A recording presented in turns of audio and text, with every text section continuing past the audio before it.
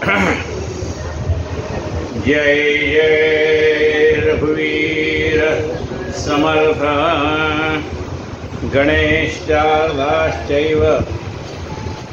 सद्गुरु सज्जनस्तथा आराध्य दैवतं गुह्यं सर्वं मे रघुनन्दनः।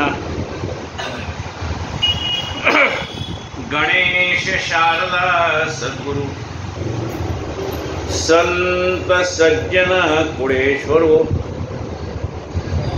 सर्वहि माझा रघुवीरो सद्गुरु रूपे श्रीराम माझे आराध्य दैवत परम गुह्य गुह्यातीत गुह्यपणाची मात नचले जेथे श्रीराम यो जातो मृतसंचोक्षितकले संबोधयन् सज्जनान् ग्रंथम यो रचनं सुपुण्यजनकं श्रीदासबोधागतं यकीर्त्या पठनेन सर्वविदुषा स्वान्तापहारी सदा सोऽयं मुक्तिकरक्षतो विजयते श्रीरामदासो गुरुः।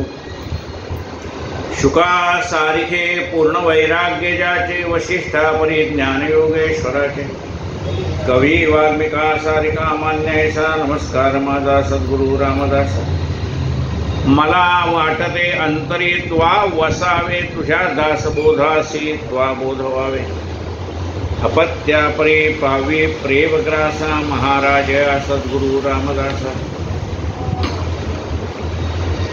जय जय रघुवीर समर्थ।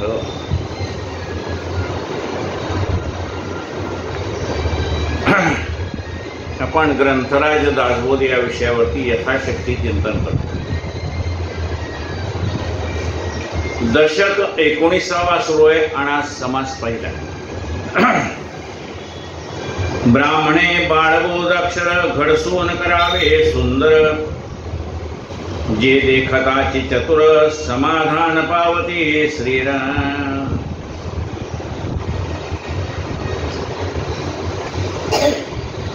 म्हणजे ज्ञानी माणसाने आपलं अक्षर सुंदर लिहायला शिकावं। अक्षर वाचलं की माणसाला समाधान वाटलं पाहिजे अक्षर पाहिल्याबरोबर,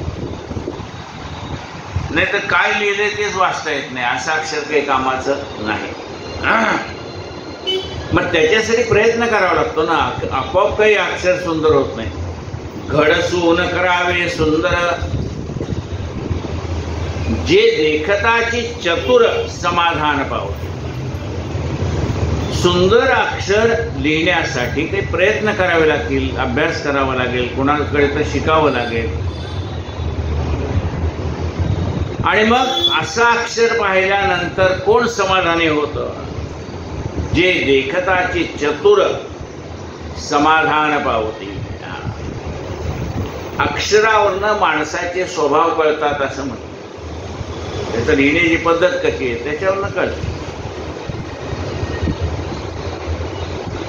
वाटोळे सरळे मोकळे ओतले मसीचे काळे कुळकुळी टोळी चालल्या ढाळे मुक्तमाळा जैशा श्रीराम।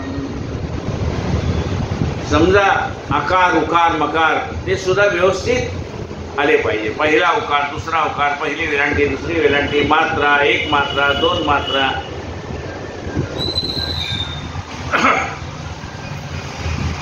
जसं काही मोत्याची माळ आहे तशी एकामागे एक अक्षर आली पाहिजे। आता ही अक्षर कशी आहेत? काळी आहेत, मोत्याची माळ आहे गोरी। पण ती मोत्याची माळ जशी सुंदर दिसते तशी ही पांढऱ्या कागदावरची काळी अक्षर सुद्धा सुंदर दिसतात। अक्षर मात्र तितके नीट नेमस्त पैस काने नीट आडव्या मात्रा त्याही नीट अडकुला वेलांट्या श्रीराम। अक्षर सरळ असावं, त्याला काना मात्रा वेलांटी व्यवस्थित असावी, त्या अक्षराच्या डोक्यावरती सुद्धा व्यवस्थित रेघ असावी। हे कुठं अक्षर संपलंय कुठं दुसरा शब्द चालू होतोय ते कळण्यासाठी पहिले अक्षर जे काढले ग्रंथ संपे तो पाहत गेले एका टाकेची लिहिले ऐसे वाटे. पहिल्या अक्षरापासून ते जे काही तुम्ही लिहितायत ते पूर्ण होईल तोपर्यंत एकाच टाकाने लिहिले असं वाटलं पाहिजे. म्हणजे पुन्हा त्याच्यामध्ये फरक होता उपयोग नाही. तो पहिला सुंदरपणा शेवटपर्यंत टिकला पाहिजे. अक्षराचे काळेपणा टाकाचे ठोसरपणा तैसे वळण वाकणं सारखेचे श्रीराम. अक्षराचा काळेपणा आहे. टाक तो असा व्यवस्थित ब्लेडने म्हणा धारदार वर्तन काप टोक त्याला व्यवस्थित यावं लागतं. आणि हाताने लिहिताना सुद्धा तो कुठं वाकवायचा आहे कुठे सरळ काढायचं अक्षर ते सगळं कळलं पाहिजे. ओळीस ओळी लागेना एक ओळ दुसऱ्या ओळीत मिसळत नाही. ही ओळ संपली की मध्ये थोडंसं अंतर ठेवून पुढची ओळ सुरू. ओळीस ओळी लागेना अडकुल्या मात्रा भेदीना खाली ओळी स्पर्शेना अथवा लांबाक्षर श्रीना. अक्षर लिहिताना खालच्या ओळीला टेकलं नाही पाहिजे ते. नाही तर खालचा मात्रा वरती येणार आणि ते डिस्पेंड होणार अक्षर. म्हणजे दोन ओळीमध्ये जे अंतर आहे ते व्यवस्थित असावं. म्हणजे वरच्याचा उकार आणि खालच्याचा मात्रा हे दोन्ही एकमेकाला छेदता उपयोगी नाही. म्हणजे उकार आहे वरच्या ओळीचा नीट वाचता आला पाहिजे. खालचा अक्षर आहे त्याची मात्रा पण व्यवस्थित वाचता आली पाहिजे. पान शिष्याने रेखाटावे त्यावरी नेमकेचे लिहावे दुरी जवळी व्हावे अंतर ओळीचे श्रीराम. शिष्याने पान रेखाटावं म्हणजे बरोबर आधी पेन्सिलने रेखा काढून घ्यायच्या. दोन ओळीतलं अंतर व्यवस्थित ठेवायचं. आणि मग आता आपल्याकडे वही असते की नाही मग काय असतं त्या कागदावरती बरोबर दोन ओळीतलं अंतर त्याने ठेवलेलं असतं. तसं पूर्वी हाताने काढावं लागायचे. कोरे कागद होते. कोऱ्या कागदावरती ते आधी पहिल्यांदा दोन ओळी काढून घ्यायच्या. त्याच्या खालचं अंतर किती पाहिजे काय पाहिजे. कोठे शोधासी आडेना चुकी पाहता सापडेना गरज केली हे घडेना लेखकापासून. म्हणजे अक्षर वाचत जाताना कुठे अडत नाही मनुष्य सरळ वाचत जातो. बस चूक काढायची म्हणले तर निघत नाही. जिथल्या तिथं पहिला उकार दुसरा उकार पहिली वेलांटी दुसरी वेलांटी. चुकी पाहता सापडेना गरज केली हे घडेना लेखकापासून. लेखकापासून अहो काय लिहिले हो मला वाचता येत नाही सांगा म्हणायची जरूर नाही. ज्याचे वय आहे नूतन त्याने लिहावे जपून. मुलं लहान आहेत अजून त्याने शांतपणे जपून लिहावं. ज्याचे वय आहे नूतन त्याने लिहावे जपून. जनासी पडे मोहन ऐसे करावे. लोकाला असं वाटावं की वाचन कुणी लिहिलं रे कुणाच अक्षर आहे असं म्हणावं. बहुबारीक तरुणपणामध्ये लहान अक्षर वाचता येतात पण म्हातारपणामध्ये ते वाचता येणार नाही. बहुबारीक तरुणपणी कामान ये म्हातारपणी. बारीक अक्षर तरुणपणावर वाचता येईल म्हाताऱ्या माणसाला कसं वाचता येणार. म्हणून अक्षर लिहिताना मध्यम लिहावं. फार बारीक नको फार मोठं नको. बहुबारीक तरुणपणी कामाने म्हातारपणे मध्यस्थ लिहिण्याची करणी केली पाहिजे श्रीराम. भोवते स्थळ सोडून द्यावे मध्येची चमचमीत लिहावे. कागद झाडताचे झडावे नलगेचे अक्षर श्रीराम. चारी बाजूला मोकळी जागा सोडावी. आता आपण स्टॅपलर मारतो. जर कोपऱ्यापर्यंत प्रिंटिंग असेल तर त्यातली काही अक्षरं त्या स्टॅपलरमध्ये जातात किंवा मध्ये होल पाडायचं असेल तर तिथे जातात ती. मग यातलं एकही अक्षर तिकडे जाऊ नये म्हणून समर्थाने त्या काळात लिहिलंय की जागा व्यवस्थित सोडा, म्हणजे बाइंडिंग करायची वेळ आली तरी अक्षर तुमची बाइंडिंग मध्ये जाणार नाही. इतकं ते किती विचार केला असेल विचार.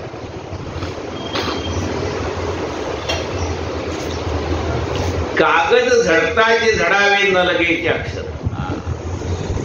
कागद जरी खराब झाला तरी अक्षर व्यवस्थित दिसावे ते.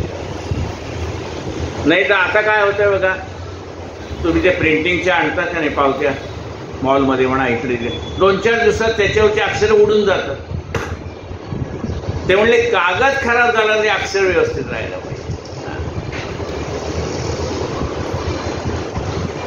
ऐसा ग्रंथ जपोनी लिहावा प्राणीमात्रास उपजे हेवा ऐसा पुरुषो पहावा म्हणते लोक श्रीराम.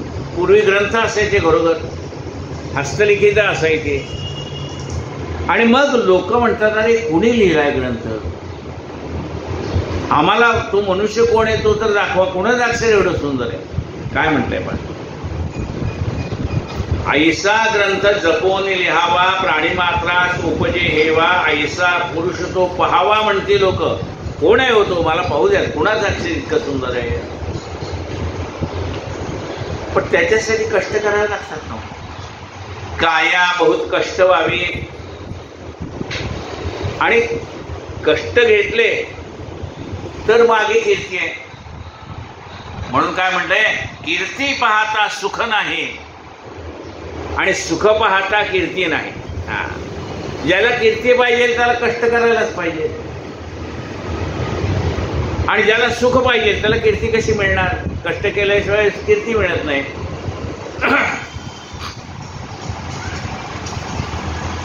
काया बहुत कष्ट व्हावे उत्कट कीर्ती उरवावी चटक लावून सोडावे काही. चटक लावून सोडावा म्हणजे ज्यावेळेला ग्रंथ तुम्ही उघडता ना त्यावेळेला एका लहान कोष्टकामध्ये लिहिलेलं असतं, जे काही संपादक म्हणा लेखक म्हणा काय असं ते वाचल्यानंतर असं वाटतं पुढच्या पानावर काय लिहिलं बघू. म्हणून म्हणले चटक लावून सोडावे. गरम गरम शेंगदाणे आता तुम्ही शुक्रवारी चणे आणतात, 2 खाल्ले की चटक लागली, मग वाटणार पण खातोय, चटक लागली.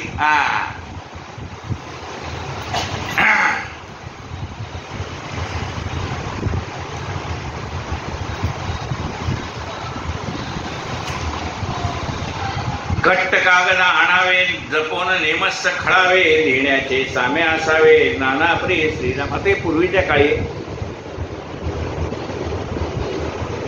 घट्ट कागद आणायचे, त्याला पुन्हा खळ लावायचे, पुन्हा वाढवायचे. सूर्या कातऱ्या जागायत खळी घोटाळे तागायत नाना सुरंग मिश्रित जाणून घ्यावे. त्याच्यावर सुरी लागणारे, कात्र्या लागणारे, दोरे लागणारे, कच्चा दोरा चालणार नाही. मग हे सगळे जे साहित्य आहे ते पेपर तयार करण्यापासून बाइंडिंग पर्यंत ते सगळं पाहिजे. म्हणजे कात्री आहे पण त्याला धारच नाही, चाकू आहे पण त्याला धारच नाही, असं चालेल का, चालणार नाही. म्हणजे घरामध्ये कात्री असेल तर त्याला धार पाहिजे, चाकू असेल तरी त्याला धार पाहिजे. नाना देशीचे पर्व आणावे घट्ट बारीक सरळे घ्यावे नाना रंगाचे आणावे नाना जिनसे श्रीराम. त्यावेळेला निरनिराळ्या देशातनं असे बोरू यायचे, ते आणावेत, सरळ असावेत. ते नाना रंगाचे वेगवेगळ्या रंगाचे बोरू घ्यावेत, कारण कुठल्या रंगाने तुम्हाला काय लिहायचंय ते त्या रंगाचा बोरू उचलला की कळतं. आता बघा पेनवरती वरती कुठली शाई त्या पेनमध्ये आहे त्याचा वरती ठिपका असतो. आज लाल रंगाचा पेन असेल तर वरती लाल ठिपका असतो, निळ्या रंगाचा पेन असेल तर वरती निळा ठिपका असतो. म्हणजे त्याला कळावं आज एक गोष्टी. तसं कोणत्या बोरूने काय लिहायचंय त्याच्यासाठी ते बोरूचे कलर पण वेगवेगळे असतात. नाना जिन्सी टाकत ओढणी नाना प्रकारे रेखाटणे चित्र विचित्र करणे शिशे लोळ्या श्रीराम. ते कागद गठ्ठा असेल तर त्याला दाबण पाहिजे व्यवस्थित, 5-5, 7-7 कागदामधनं तो पार पडला पाहिजे.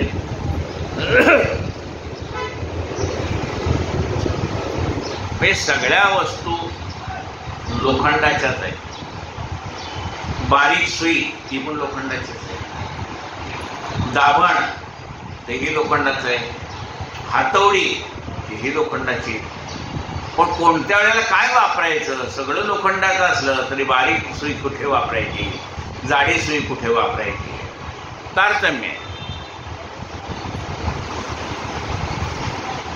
शिंगोड संग्रही असावे, वाढले आळी ते पाहून घ्यावे, सोपे भिजून वाळवावे, संग्रह मसीचे श्रीनाम. ते त्यावेळेला शाई तयार करण्याचे होते, खळ तयार करण्याचे वेगवेगळे पदार्थ होते. तगडी तिसऱ्या कराव्या, बंदरी फळ्या घोटाव्या, नाना चित्री चिताराव्या, उंच चित्रे श्रीराम. पूर्वीच्या काळी ग्रंथ सुटी सुटी पानं होती. ती पानं उडून जाऊ नये म्हणून त्याच्यावरती जाड असा लाकडी पुठ्ठा असायचा. खाली जाड पुठ्ठा, वरती जाड पुठ्ठा लाकडाचा, लाकडी फळी एक समजा. ते आतली कागद व्यवस्थित राहावीत त्याच्यासाठी ती योजना होती. आणि त्याच्यावर उत्तम उत्तम चित्र काढावीत, कागदावर सुद्धा उत्तम चित्र काढावीत. म्हणजे चित्रातनं तो प्रसंग माणसाला लवकर कळतो. अक्षरापेक्षा चित्रातनं माणसाला तो प्रसंग लवकर कळतो. आणि म्हणून काही ठिकाणी चित्रही काढावीत. चित्रावरनं ह्या अध्यायात काय आहे, काय प्रसंग आहे, त्या अध्यायात जो प्रसंग आहे त्याचं आधी चित्र. जुने जर ग्रंथ तुम्ही वाचून पाहिले तर पहिल्यांदा त्याच्यावरती त्या अध्यायाचं चित्र असायचं. चित्रामध्ये आपल्याला लक्षात येतं या अध्यायामध्ये हे प्रसंग येणार आहे. नाना गोपनाना वासने, मेण कापडे सिंदूर वर्णे, पेट्या कुलपे जपणे पुस्तका कारणे. मेण कापड पाहिजे, त्याचे वेगवेगळे कलर पाहिजेत, त्याला रंग पाहिजे. उंदराने खाऊ नये म्हणून, कसरीने खाऊ नये म्हणून. पेट्या कुलपे, पेट्यात ठेवायचे त्याला, पत्र्याच्या पेट्यामध्ये ग्रंथ ठेवायचे. पेट्या कुलपे जपणे कशासाठी, पुस्तका कारणे श्रीराम. ते ग्रंथ व्यवस्थित राहावेत म्हणून एवढी काळजी घेतली जात होती. आता काय होतं, आपल्या ग्रंथालयात पुस्तकच पुस्तक होतं. आपण वाची ना कधी, त्याच्यावर लिहिले असतं बोर्ड, ही पुस्तकं घरी न्यायची नाही. म्हणजे आपण एखाद्याच्या घरी गेलो, एवढे मोठे ग्रंथ दिसतंय, त्यानं म्हणलं एखादा नेमकं वाचायला हात लावायचा नाही. एक मोठा लेखक होता, त्यांच्याकडे आम्ही गेलो. त्यांनी बोर्डावर लिहिलं, आपली कितीही ओळख असली तरी आमच्याकडे पुस्तक मागू नका, लिहिलं होतं त्याच्यावर. पण ते निदान अभ्यासासाठी वापरायचे तरी.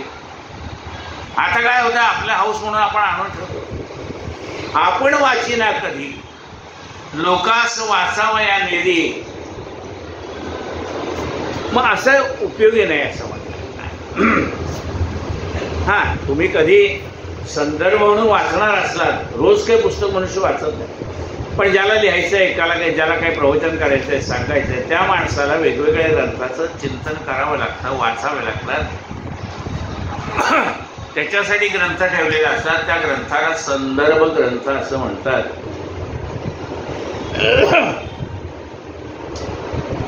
इति श्री दासबोधे गुरुशिष्य संवादे लेखन क्रिया निरूपण नाम समास प्रथम. श्रीराम समर्थ. काय आता वेळ आहे का, 15 मिनिटं आणखी.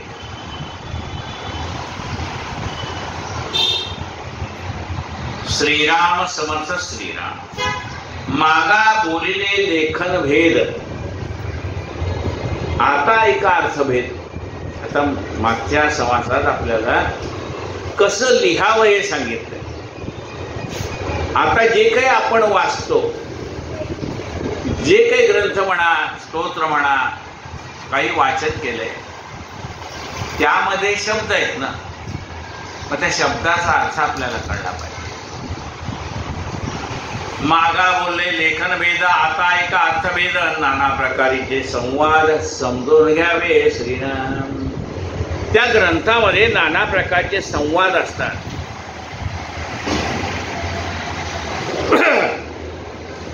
कुणाचा संवाद आहे त्या ग्रंथामध्ये, नाना ग्रंथांच्या संवाद,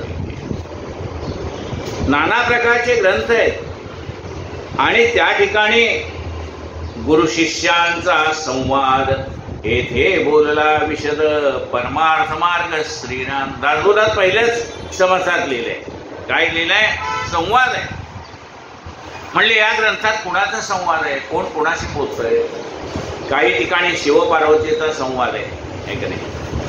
म्हणजे शंकर आणि पार्वती हितगुज सांगतायत, त्यांचा संवाद आहे. काही ठिकाणी राम सीतेला सांगतायत, त्यांचा संवाद आहे. काही ठिकाणी गुरु शिष्याला सांगतात, त्यांचा संवाद आहे. मग या ग्रंथामध्ये संवाद आहे. मग कुणाचे संवाद आहेत? ह्या दासबोधात कुणाचा संवाद आहे? गुरु शिष्यांचा संवाद, येथे बोलला विशद परमार्थ मार्ग श्रीराम. म्हणाले या ग्रंथात संवाद कुणाचा आहे? तर गुरुचा आणि शिष्याचा संवाद आहे. म्हणजे शिष्याच्या मनामध्ये नाना प्रकारच्या शंका येत आहेत आणि तो आपल्या गुरुंना शंकाचं निवारण करा असं सांगतोय. म्हणून या ठिकाणी संवाद चाललेला आहे. तो गुरुचा आणि शिष्याचा संवाद आहे. म्हणजे त्या त्या ग्रंथामध्ये संवाद आहे. म्हणजे कोण कुणाला बोललं हे आपल्याला कळलं पाहिजे. कोण कुणाला बोलतोय? म्हणजे रामाचा आणि मारुतीचा संवाद आहे. मारुतीचा आणि सीतेचा संवाद आहे. मारुतीचा आणि रावणाचा संवाद आहे. मारुतीचा आणि ब्रह्मदेवाचा संवाद आहे. दशरथाचा आणि कौशल्येचा संवाद आहे. दशरथाचा आणि कैकेयीचा संवाद आहे. म्हणजे या ठिकाणी वसिष्ठाचा आणि रामाचा संवाद आहे. म्हणजे कुणीतरी एक सांगतो आणि एक ऐकतोय. मग ह्या ग्रंथात कोण कुणाशी बोलतोय ते पाहू. नाना प्रकारीचे संवाद समजून घ्यावे श्रीराम. शब्दभेद, अर्थभेद, मुद्राभेद, प्रबंधभेद, नाना शब्दांचे शब्दभेद जाणून घ्यावे श्रीराम. शब्दामध्ये भेद आहे. म्हणजे एकाच शब्दाचे वेगवेगळे अर्थ निघतात. मग इथे नेमका कोणता अर्थ घ्यायचा आहे? मग त्यासाठी मागचं आणि पुढचं वाचावं लागतं. मग ह्या शब्दाचा अर्थ आपल्याला कळतो. शब्दभेद, अर्थभेद, अर्थामध्ये सुद्धा वेगवेगळे अर्थ आहेत. म्हणजे एकाच शब्दाचे निघणारे अनेक अर्थ आहेत. मग इथे कोणता अर्थ घ्यायचा? शब्दभेद, अर्थभेद, मुद्राभेद, प्रबंधभेद, नाना शब्दांचे शब्दभेद जाणवणे पहावे श्रीराम. काही वेळेला अक्षर लिहिताना एखादा अक्षर गळून जातं, लिहायचं राहतं आणि मग शेवटीच्या पानावरती त्यांनी लिहिलेलं असतं. कुठं कुठं चुका झालेल्या आहेत ते ह्या समजून घ्या. अमुक अमुक पान नंबर अमुकवर ओवी क्रमांक 4 मध्ये हा शब्द चुकीचा आलेला आहे किंवा गाळला गेलाय, काना राहिलाय, मात्रा राहिली, वेलांटी राहिली, ते अक्षर तिथे लिहिलेलं असतं. मग हे सगळे समजून घ्यावे. नाना प्रकारचे प्रबंध आहेत, त्याच्यामध्ये सुद्धा अनेक प्रकारचे विसंवाद आहेत, ते समजून घ्यावे. नाना आशंका प्रत्युत्तरे, अनेक ठिकाणी शंका विचारल्या आहेत, त्याची उत्तर आलेली. जसं सत्यनारायणाच्या पूजेमध्ये शौनकादी ऋषी एकत्र जमलेला असताना त्यांनी सुतांना प्रश्न विचारला, ही सगळी दुःख नाहीशी होण्यासाठी काही उपाय असेल तर आम्हाला सांगा. पहिला संवाद कोणाचा आहे? ती कथा ऐकणाऱ्यांचा आणि सुतांचा. पुढचा संवाद कोणाचा आहे? नारद गेले वैकुंठाला आणि मग नारदांचा आणि भगवान महाविष्णूचा संवाद आहे. नाना आशंका प्रत्युत्तरे. मग या सत्यनारायणाच्या कथेच्या सुरुवातीला ज्यांनी शंका विचारली त्याला प्रत्युत्तर काय दिलं सुतांनी? तुम्ही जसा मला प्रश्न विचारला असाच प्रश्न पूर्वी भगवान महाविष्णूंना नारदाने विचारला होता, तेव्हा भगवंतांनी नारदांना जे सांगितलं तेच मी तुम्हाला सांगतो. नाना आशंका प्रत्युत्तरे नाना प्रचित साक्षात्कारे जेणे करता जगदंतरे चमत्कार ते श्रीराम. नाना प्रकारच्या शब्दांची, ग्रंथाची, स्तोत्राची आपल्याला प्रचिती यावी. आपल्याला प्रचिती आली तर आपण लोकांना सांगू शकतो. नाना पूर्वपक्ष सिद्धांत प्रत्योभावा नेमस्त अनुमानाचे खस्तव्यस्त बोलोचने श्रीराम. काही ठिकाणी पूर्व पक्ष आणि उत्तर पक्ष म्हणते, काही ठिकाणी पूर्व पक्षामध्ये शंका निर्माण केल्या जातात काही, आणि मग त्याला साजेसं असं उत्तर अंगामध्ये दिलं जातं. प्रवृत्ती अथवा निवृत्ती प्रचिती विनावघे भ्रांती गळंग्यामध्ये जगज्योती चेते कोठे श्रीराम. प्रवृत्ती अथवा निवृत्ती म्हणजे प्रवृत्ती याचा अर्थ प्रपंच करणे, निवृत्ती याचा अर्थ प्रपंचातून निवृत्त होणे मनाने, देहाने काही निवृत्त होऊ शकत नाही. मग प्रवृत्ती म्हणजे काय, निवृत्ती म्हणजे काय, याची प्रचिती आपल्याला यायला पाहिजे. म्हणजे त्याने असं सांगितलं तुम्ही असं वागा म्हणजे प्रपंच चांगला होईल. मग आपण तसं वागायला लागलो आणि खरोखर प्रपंच चांगला व्हायला लागला. आपण म्हणतो नाही, त्यांनी सांगितलं ना त्या मार्गाने मी चालतो तर आता मला समाधान मिळतंय. मग त्याची प्रचिती प्रपंचात पण यावी लागते आणि त्याची प्रचिती परमार्थात पण यावी लागते. गळंग्यामध्ये जगज्योती चेतेल कोठे श्रीराम. चारी बाजूने वारा आहे, जाळीतच आहे ते, आणि त्याच्यात लावायला गेलाय. सगळीकडनं वारा आहे ते विजून जाणार ते. हे तर समजून उत्तर देणे, दुसऱ्याचे देवीचे समरणे, मुख्य चातुर्याची लक्षणे तीही ऐसे श्रीराम. समोरच्या माणसाचा प्रश्न विचारण्याचा हेतू काय हे ज्ञानी माणसाने समजून घ्यायला पाहिजे. तो आपल्याला ज्याची प्रश्न विचारतोय ना त्याला आपल्याकडनं काय उत्तर अपेक्षित आहे, म्हणजे त्याचा हेतू काय, म्हणजे आपल्याकडे किती ज्ञान आहे हे त्याला पारखायचं आहे का खरोखर त्याच्या मनात शंका आहे आणि त्याचं उत्तर पाहिजे. म्हणजे प्रश्न विचारण्याच्या प्रश्नात खोचकपणा आहे का त्याचा भाव सरळ आहे, त्याला खरंच काही कळत नाही तो विचारतोय. काही लोकांना सगळं माहिती असतं पण विचारतो तर तुम्हाला माहिती आहे का, अरे तुला माहिती आहे ना बाबा, पुन्हा त्यांना कशाला विचारतो तुला माहिती आहे का नाही. मग त्याचं विचारण्याचा जो खोचकपणा आहे तो आपल्याला कळला पाहिजे की या माणसाला सगळं माहिती आहे पण त्याला माझ्याकडनं काढून घ्यायचंय. मग हे जर कळलं नाही आपण भडभड सांगून मोकळे होऊन जातो. हा दुसऱ्याला सांगतो तुम्हाला माहिती का ते असं म्हणत होते, म्हणजे अडकायला कोण, जो सरळ मनुष्य तो अडकतोय. तुमच्याबद्दल ते काय म्हणत होते माहिती आहे का तुम्हाला. मग आपण कोणा ना माझ्याकडे त्याला अडकवलं हे मोकळे. मग त्या माणसाच्या विचारणातला खोचकपणा आपल्याला कळला पाहिजे, म्हणजे याला व्यवहार म्हणलंय. हे तर समजून उत्तर देणे, त्याला काय त्याचा हेतू काय आणि ते समजून त्याला उत्तर द्यायचं. हे तर समजून उत्तर देणे यासाठी काय पाहिजे, दुसऱ्याचे जीवीचे समजणे, दुसऱ्याचं मन ओळखता आलं पाहिजे, दुसऱ्याचे जीवीचे समजणे. मुख्य चातुर्याची लक्षणे ती ही अशी, चतुर माणसाची लक्षण आहे. समोरचा मनुष्य आपल्याला जे प्रश्न विचारतोय त्याच्या मागे त्याचा हेतू काय आहे ते आपल्याला कळलं पाहिजे.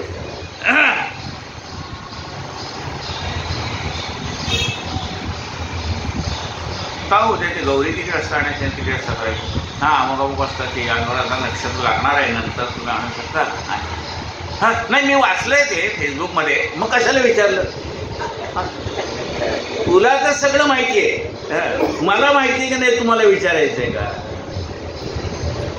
ते सगळे मी वाचलंय तसं ते काय, पण आपलं तुम्हाला विचारलं म्हणजे तुम्हाला माहिती आहे का नाही ते बघून बघितली, तुमची पण परीक्षा बघितली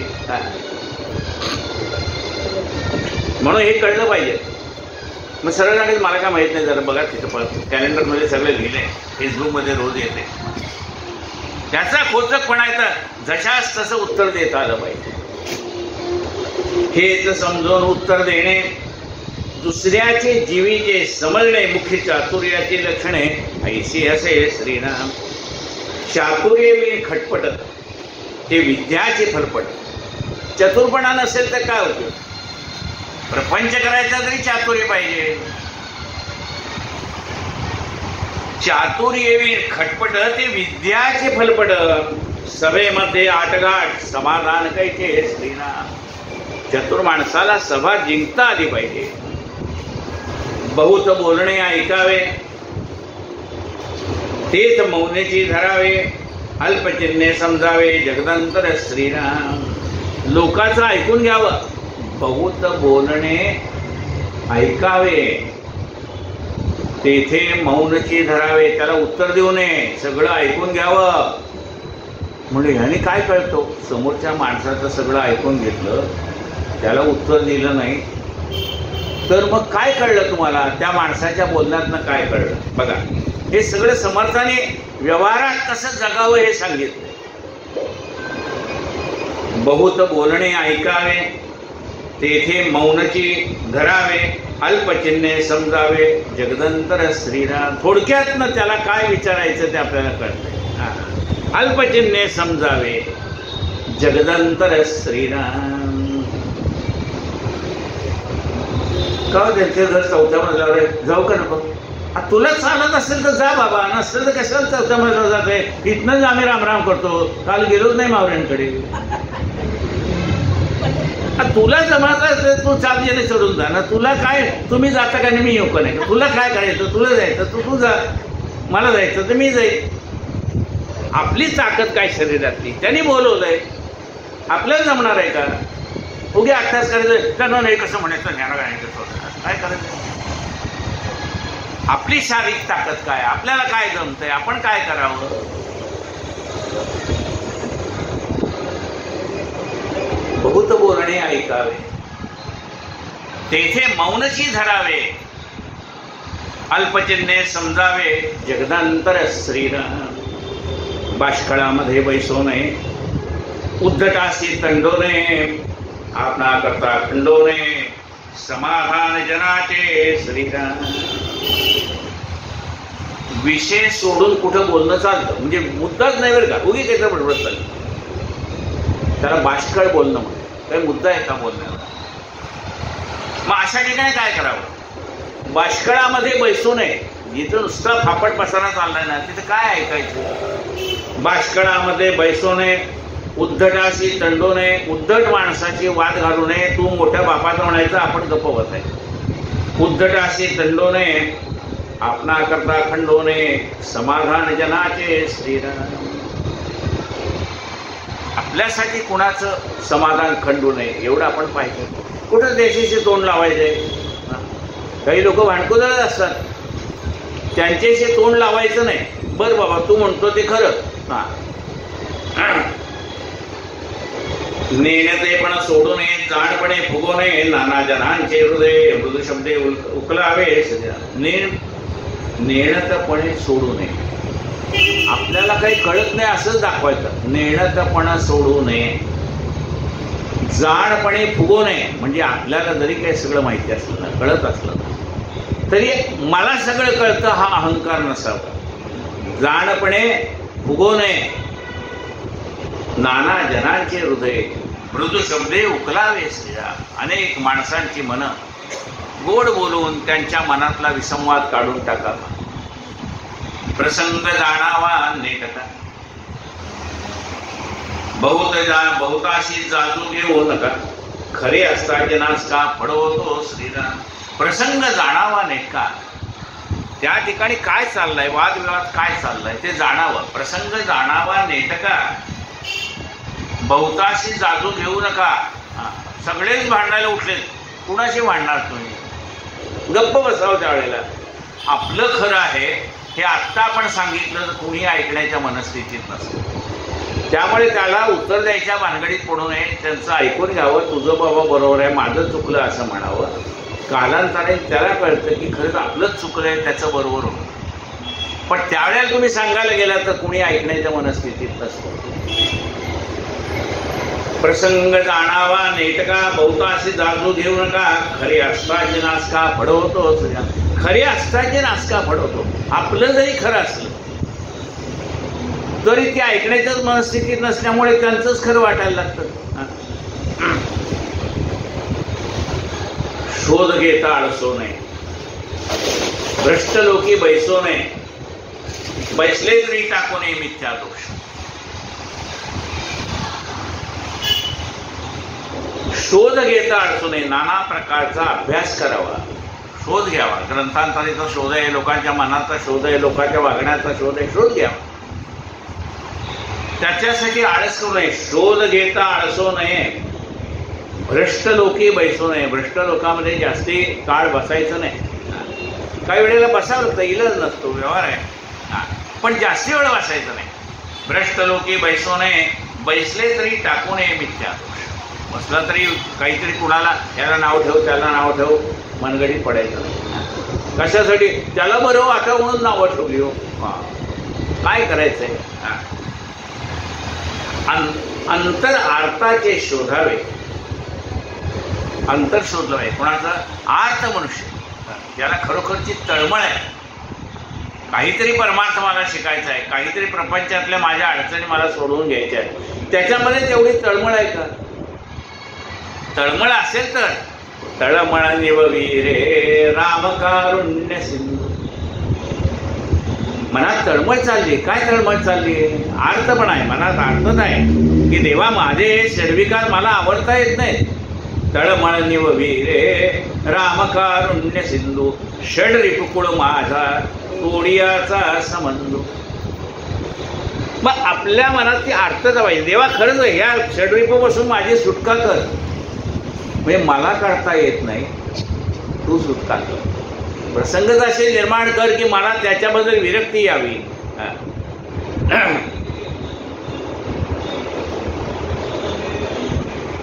प्रसंगी थोडीची वाचावे.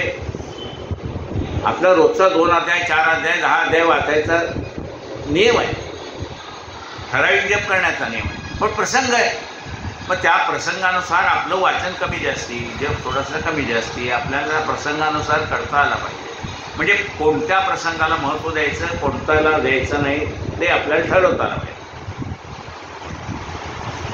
प्रसंगी थोडेची वाचावे, चटक लावून सोडावे भल्या मनुष्यास. आपल्या बोलण्याची चटक लागली पाहिजे. काही काही ठिकाणी सांगतात 5 मिनिटात बोला, कारण बोलणारे व्यक्ती भरपूर असतात ना. मग प्रसंग आहे की बॉय आता जर मी तासभर बोलीन तर बाकीच्यांचा वेळ जाईल. तिकडे जेवायची वेळ झाली असती, यांची व्याख्यानं संपतच नाहीत. मग कोणाचा सत्कार वित्कार असतो, इकडे जेवणाच्या पानं घ्यायची वेळ झाली असते. हे सत्कारात बोलणारे माणसाचं काय भान राहत नाही, एकदा हातात आलं की सुरू. मग त्याला ते प्रसंग कळला पाहिजे. मग थोडंच बोलायचं आहे, 2 शब्द 4 शब्दात असं बोललं पाहिजे की लोकांना वाटावं नाही यांचं खरं म्हणजे तासभर झालं असतं तर बरं झालं असतं असं वाटलं पाहिजे. चटक लावून सोडावे. चटक प्रसंगी थोडे वाचावे, चटक लावून सोडावे भल्या मनुष्यासे श्रीराम. मजाल असेल पैसो नये, समाराधनेशी जाऊ नये. जाता येईल वाणी होय जिने आपले श्रीराम.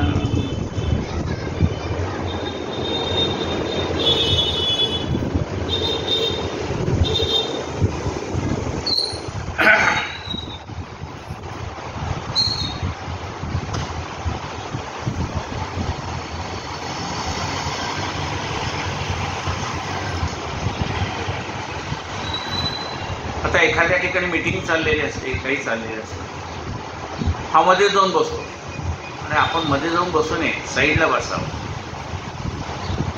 मुख्य ठिकाणी मुख्य माणसं बसणार, आपण त्या ठिकाणी ऐकायला आता मीटिंग आहे आपल्या सोसायटीची समजा, त्या सोसायटीच्या मीटिंगमध्ये चेअरमन अमुक तमुक ते बसणार ना तिथे. आपण तिथे पुढे जाऊन बसून काय करणार? आपल्याला खुर्च्या मांडलेल्या आहेत सदस्यांसाठी, तिथे आपल्याला बसायला पाहिजे. म्हणजे हे तंत्र जाणता आलं पाहिजे माणसाला.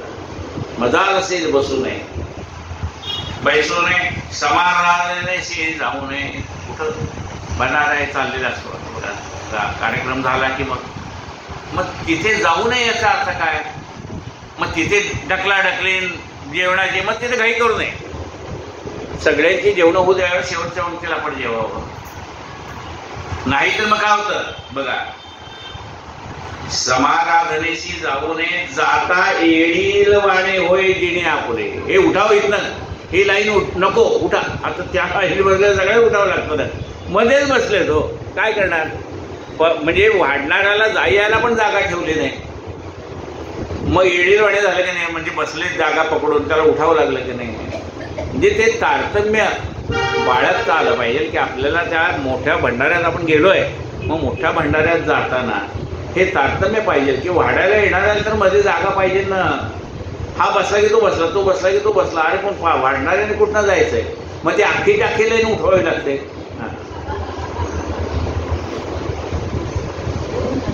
उत्तम गुण प्रकट व्हावे,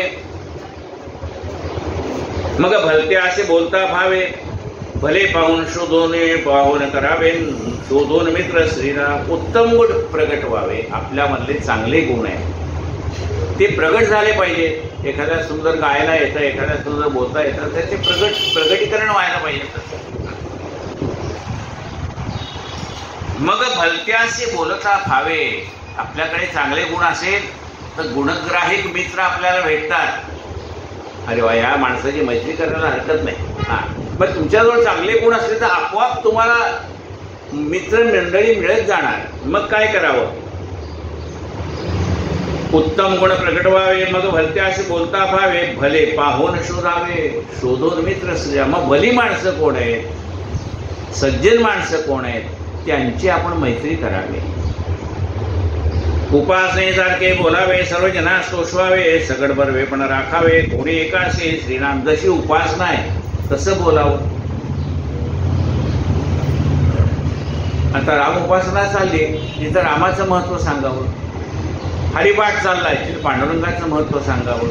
म्हणजे ज्या ज्या ठिकाणी ज्या ज्या देवतेची उपासना सुरू आहे, दत्ताची उपासना सुरू आहे, तिथे दत्तात्रयाचं वर्णन करून सांगावं.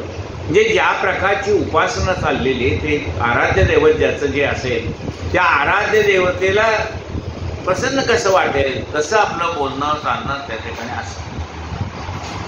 उपासनेसारखे बोलावे, सर्व जनाशी तोषवावे, सकट बरवेपण राखावे. कोणी एकाशी श्रीराम. सगळ्यांशी आपली मैत्री राखावी. अरे बापरे, आता काही समाज पूर्ण होणार नाही तेच सांगतो. आता आपण झालंय 14 वेळा पूर्ण झालेली आहे. कुठल्या दुसऱ्या समाजातल्या 14 वेळा. झाले साधनाचे फळ, संसार जाहला सफळ.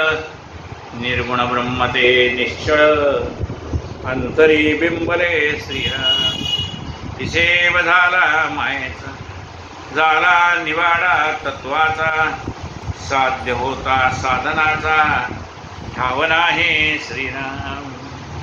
स्वप्नी जे जे देखिले, ते ते जागृती सोडाले. सहजची अनिर्वाच्य झाले, बोलता नाही श्रीराम. ऐसे हे विवेके जाणावे, प्रत्येक खुणेस बाणावे. जन्म मृत्यूच्या नावे, शून्याकार श्रीराम. भक्ताचे निस्वाभिमाने, कृपा केली दाशरथीने. समर्थ कृपेची वचने, तो हा दासबोध श्रीराम. 20 दशक दासबोध, श्रवणाद्वारे घेता शोध. मनन करत्यास विशद, परमार्थ होतो श्रीराम. 20 दशक 200 समास, साधके पहावे सावकाश. व्यर्था विशेषा विशेष, कळो लागे श्रीराम. ग्रंथाचे करावे स्तवन, स्तवनाचे काय प्रयोजन. येथे प्रत्यास कारण, प्रत्ययोपावा श्रीराम. देहे तवपाचा भूतांचा, करता आत्मा तेथीचा. आणि पवित्र प्रकार मनुष्याचा, कशापूर्णी श्रीराम. सकळ करणे जगदीशाचे, आणि कवित्वची काय मनुष्याचे. ऐशा प्रमाण बोलण्याचे, काय घ्यावे श्रीराम. सकळ देहाचा धाडा केला, तत्व समुदाय उडाला.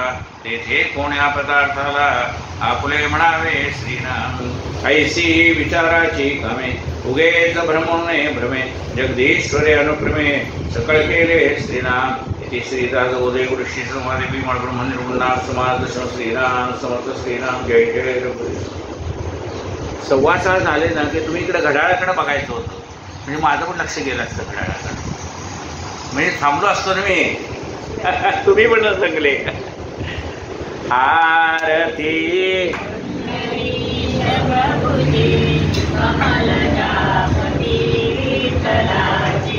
ठेविले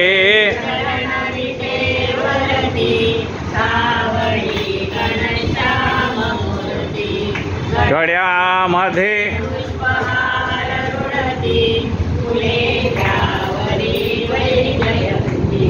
लाजला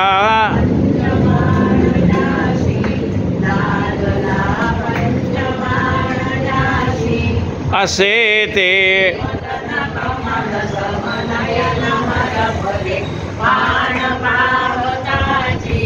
उभी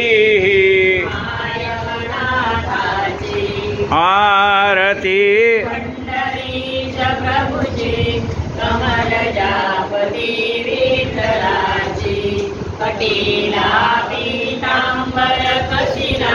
कस्तुरी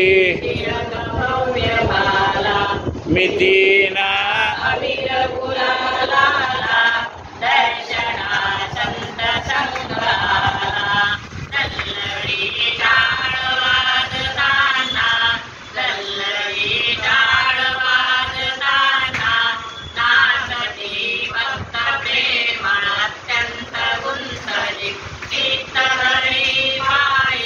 गुंतले गणूला आरती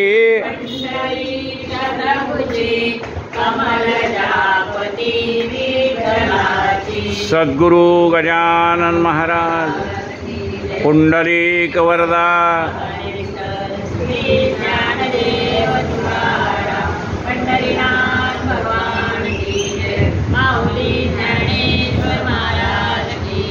जगद्गुरु